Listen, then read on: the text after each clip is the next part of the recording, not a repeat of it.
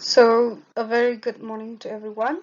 In today's class, we will talk about the measurements of personality. Okay, now we'll check on the introduction of the measurements of personality. First of all, we already know the meaning of personality. I have been discussing in the past few classes. So, as we all know, personality is a complex phenomenon. It is a growing and dynamic thing. Personality traits which are constantly changing or growing cannot be measured quantitatively as we measure height or weight, isn't it? Like our height and weight, it can be measured easily, but then for personality, it's very difficult to measure in that way quantitatively. So there are other difficulties in measuring the personality. Our measuring looks our neither it is neither objective nor accurate. Personality traits that we try to measure are mostly vague and ambiguous in meaning, um, and different people often included different modes of behavior within any one trait. So again, there is an artificiality of studying personality in isolation from society. So any particular piece of behavior, depending on uh, different types of, different types of factors that influence our personality structure and the environment, that no one reacts in accordance with traits at all times. This does not mean that it is hopeless to try to measure personality traits or to assess people in the past 30 years or so. An enormous amount of research has been done by the psychologists, and many successful results have been achieved in the form of varied tools. So basically, right from before, they have tried to measure the personality, but then it's quite difficult compared to measurements of height and weight. But then later on, with the so much of dedication that the psychology put in to find out various ways and means to measure the personality of a person. So let's see what are the different methods of measurements. So we'll see in the next slide. Now we'll see first the methods of measurement. As the first one is subjective method. So there's one psychologist by the name of Dr. Saul Rosenwick. He come up with this method. So it's a methods of investigating and assessing personality. So he divided these methods into following categories. That is autobiography. Okay, so first we'll see this autobiography. It is a narration by the individual given freely to certain subject provided by the examiner of his experience throughout life, of his present aims, purposes, interests, and attitudes. The subject has freedom in selecting experiences which are of significance to him, and this reveals his personality. Right. So mainly this autobiography is like a story about the individual. Okay, and it can be provided by the examiner examiner of his experiences throughout the life of his presence, that it included aims, purposes, interests, attitudes. The subject has also the freedoms to select various kind of experience which are of significance to him, which are very important to him, and these experience actually reveals his personality as a whole. The next one is the case history. It is dependent to a great or less extent upon the autobiography. So mostly this case history depends on the autobiography. In a case history, we integrate the information that we obtain from various sources about the individual. The case study techniques give information about the individual parents, grandparents, his home background, his medical history, his educational career, his friendship, his marital life, his professional life. So it's almost useful in understanding the personality pattern of an individual who is a problem or it's maladjusted. So basically, case history is another methods of measuring our personality by digging in the the inner life of a person, right from the family life, the professional life, the marital life, and so on. So after knowing all the different areas of his life, then we later on, after studying the case history of this person, we may know exactly what's the problem with this person, and we'll know the personality of this person. The next one is the interview.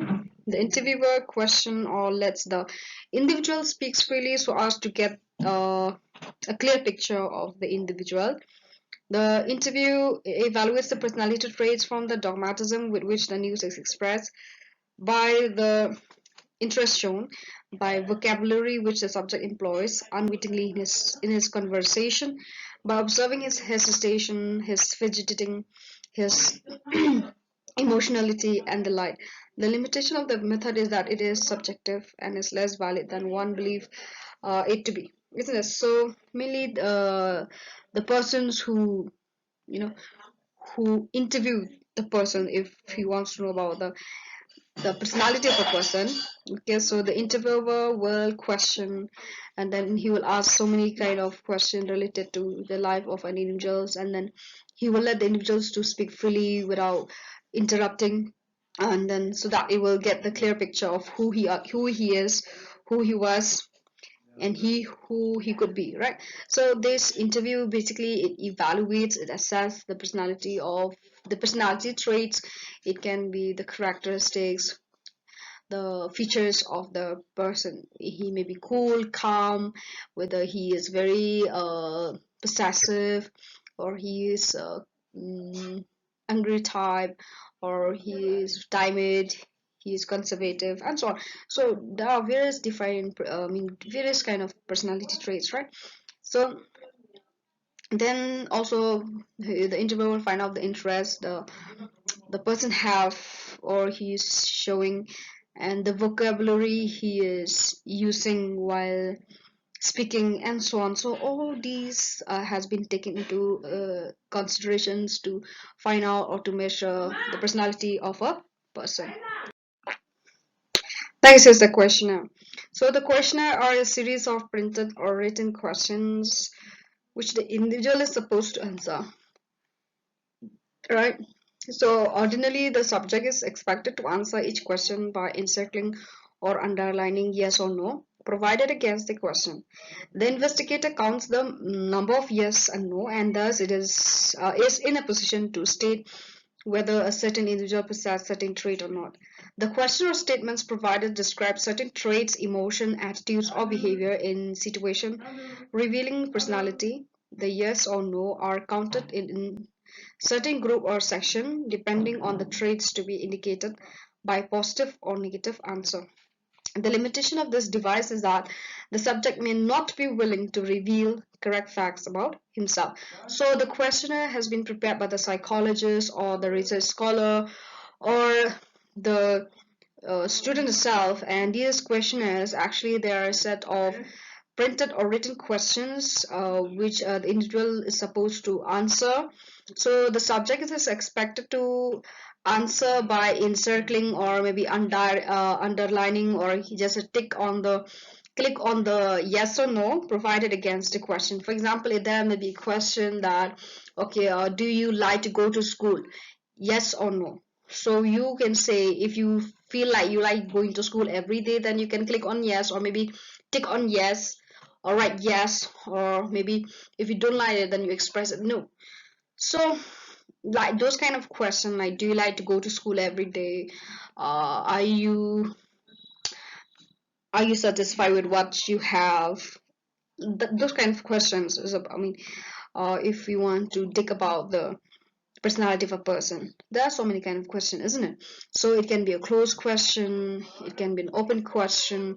So the investigator, he or she counts the number of yes and no that he got from the from the subject, whoever answer this question. So he calculate and he tally all the yes and no, and then later on then he count it, he calculated doing average percentage whatever it is, and then find out that okay, this person may possess this kind, he may possess this kind of trait. So there are different kinds of um, tests. Okay, you will be knowing about the psychological tests, attitude tests, personality tests. There are so many tests. Okay, interest tests. There's so many tests which test our, it can, which actually test us, then intelligent tests and so on. So the question or the statements provided describe certain trait, emotions. So these statements or the question actually, they suppose now it means like, are you do you like to go to school every day? It's like you're checking your emotions, checking your feeling, checking your interest, whether you like to go to school every day or not, isn't it? So these certain question or statements actually, they describe certain trait or emotion or attitude or behavior, and in that it reveal your personality.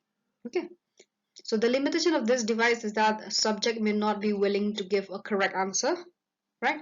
So that is one of the reason that we cannot totally base on this for revealing the true personality of a person. See, the next one is the objective personality, the objective methods. So this is another methods of measuring the personality. So it does not depend on the subject's own statement. Like last slide, on the subjective methods, mainly we measure the personality of a person based on what he say, what he think, what he feels, what he express, isn't it? But here it does not only depends on his subject statements, but also on the overt behavior that is revealed to other, where there will be an observer who will not tell the subject that they're going to observe him. So that is another way of measuring their personality. So the observer or the investigator, he will check out the in and out of a person, the way he expresses himself, the way he talks to others, the way he try to project out his personality without nobody notice, isn't it? So that he will not manipulate here and there. So that this is another way of measuring the personality by using this method, which is called objective method. So the subject, as far as possible, is observed or studied in certain life situation where his particular traits, habit, needs, and other characteristics are brought into play and thus be observed directly by the examiner. Some of the objective methods are, let's see, we have here is the first one is miniature life situation. In this miniature life situation, right, so artificial situation resembling real life situation are created and the subject's reaction and behavior observed and evaluated. Situation involving honestly, cooperation, persistent teamwork can be created, and the subject behavior may be noted and judged accordingly. For a selection of leaders in the army, this method is often used with great advantage. Reaction to failure and success may also be evaluated by putting subject in situation where they fail and get frustrated or gratified. So miniature, from this word miniature itself, you will say it is a representation of the big society, or it's a representation of the big situation, or for example, now you may say, okay, I want to bring London or the traditions of London in Meghalaya. So it can be brought in a theater room, isn't it? So it's just a representation of the real life. So this miniature life situation is just an artificial situation which resemble to exact real life situation. It has been created, and then we'll check out how the subject react on, and how he projected his behavior, and then all these uh, in this process, then his everything, I would say, his behavior, his attitude towards others, all are being observed and evaluated.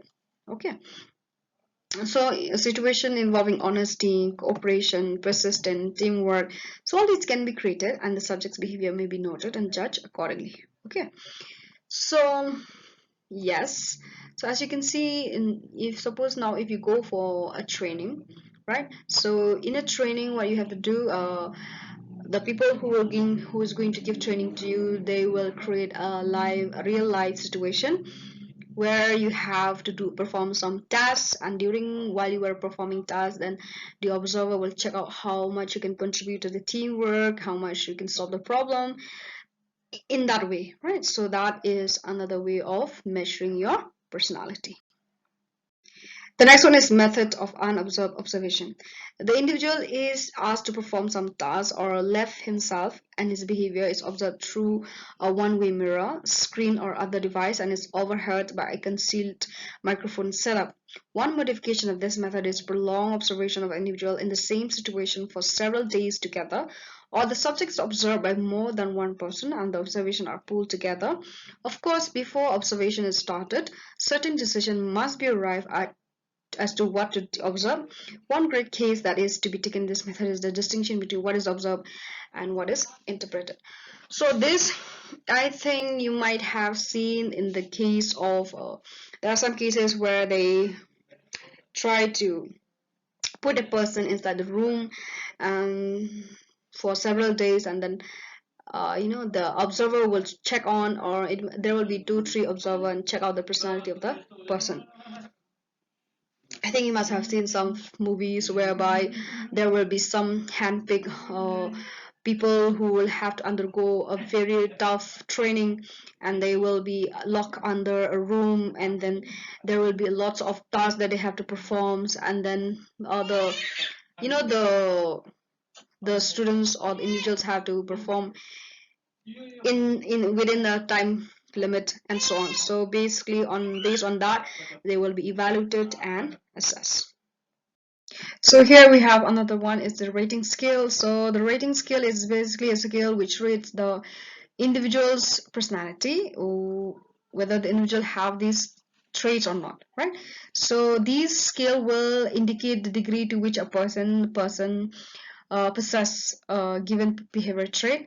And one of the main limitation of this rating scale is that some of the raters or the investigators, they are not trained and then they don't have a definite knowledge about the variables, so often they have committed mistakes which mainly in estimating that cluster around the average point, so towards any favorable direction of the scale. So that is why it may not directly or indirectly giving an accurate result of the personality of a person.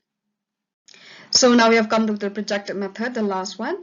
So in this method, you don't have to observe the overt behavior of the person, or you don't have to ask the persons to state his opinions, isn't it? But then here, the subject is requested to behave in an imaginative way by making up stories, interpreting ink blood, or constructing some objects out of plastic material and drawing what he wants.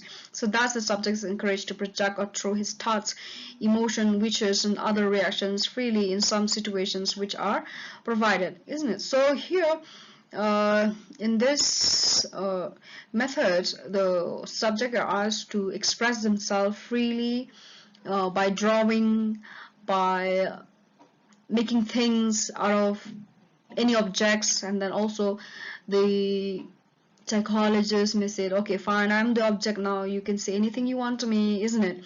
So the subject here is free to express themselves. So that means he projected himself, he threw all his thoughts, his emotions, his wishes freely in some situation which are provided, right? And so these are some of the methods which helps in measuring the personality of a person. That is the subjective methods, the objective methods, and the projective methods. So with this, I would like to conclude my talk and say thank you so much. If you have any question, you can always text in my WhatsApp number. Thank you.